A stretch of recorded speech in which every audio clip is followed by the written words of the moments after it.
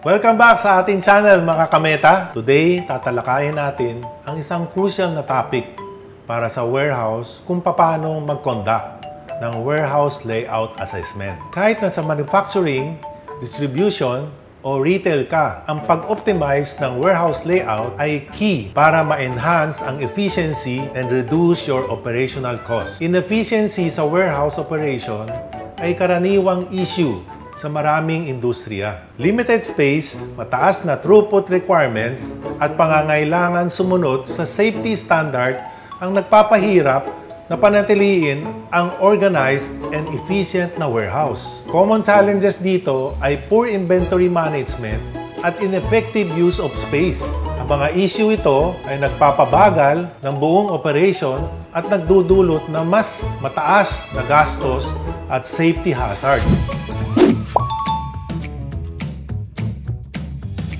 Paano mo malalagpasan ang mga hamon na ito at ma-optimize ang warehouse layout mo? Tuklasan natin ang best practice at common mistake at kung paano maiwasan when conducting a warehouse layout assessment. Requirements versus feasibility. Bago tayo magbago ng warehouse layout, mahalaga i-evaluate ang requirements ng warehouse operation versus feasibility implementation ng mga charges. We need to understand your specific needs na inventory at pag-compare mo ng capability of your current warehouse layout. Magsimula sa pag-identify ng mga types of product na in-store mo, ang kanilang turnover rates at mga space na kailangan nila sa bawat produkto. Halimbawa, ang mga high turnover item ay dapat ilagay na malapit sa packing at shipping area para mabawasan ang travel time. Sa kabilang banda, ang mga low turnover item ay pwedeng ilagay sa less accessible location. I-assess ang physical constraint ng warehouse mo tulad ng ceiling height, available square footage, floor load capacity, and mga sukat ng pallets na ginagamit mo. By aligning your inventory needs sa physical reality ng space mo, makakagawa ka ng mas efficient and effective warehouse layout. Map out your current layout by cut drawing. Gumawa ng detailed map ng current warehouse layout mo. Makakatulong ang paggamit ng CAD application dito. Identify ang mga areas ng congested, underutilized, or problematic. Ang pagmamap ng layout mo visually ay makakatulong para makita kung saan kailangan ang improvements.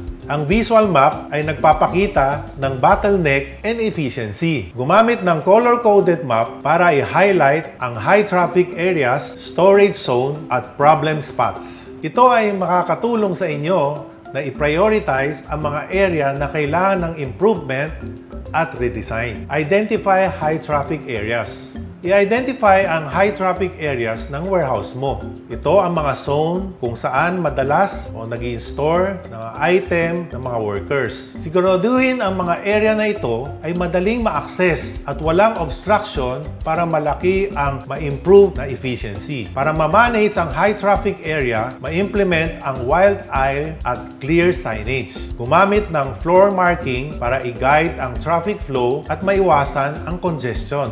Regular na ma-monitor ang mga areas na ito para masiguradong hindi sila nagbabarahan. Optimize storage solutions. Pumili ng mga tamang storage solution para sa mga produkto mo. Ay high-density storage option tulad ng pallet racking system ay maaring mag-maximize ng space mo. I-consider ang pag-implement ng vertical space para ma-liberate ang floor space at mapabuti ang accessibility. I-evaluate ang iba't ibang racking system tulad ng selective pallet racks, drive-in racks, at mezzanine floors based sa inventory needs mo. Ang vertical storage solution ay malaking pwedeng itaas sa storage capacity na hindi lumalaki ang footprint ng warehouse. Siguraduhin properly labeled at organized ang racks para madaling ma-access. Conduct regular assessment. Finally, gawing regular practice ang warehouse layout assessments. Mag-schedule ng periodic review para masigurado ang layout mo ay patuloy na nagko-comply sa operational needs mo. Ang regular assessment ay makakatulong para maunahan ang potential issue at maka-adapt sa changes sa supply chains mo. Set up ng schedule for regular assessment like quarterly reviews. Gumamit ng performance metrics tulad ng order fulfillment time, inventory accuracy, at space utilization rate para evaluate ang efficiency. I-involve ang team for assessment process para makuha ang feedback at insight. Isa sa after-sales support na ginagawa ng Metaformation sa amin mga client ay pag-conduct ng quarterly periodic review upang ma-assess ang efficiency, reliability ng racking system if nasusunod ba ang safety compliance ang warehouse operation. Contact us today to discuss your specific needs and schedule a free assessment. You may inquire on our website or call us at the number below to get started. Salamat sa panonood mga kameta!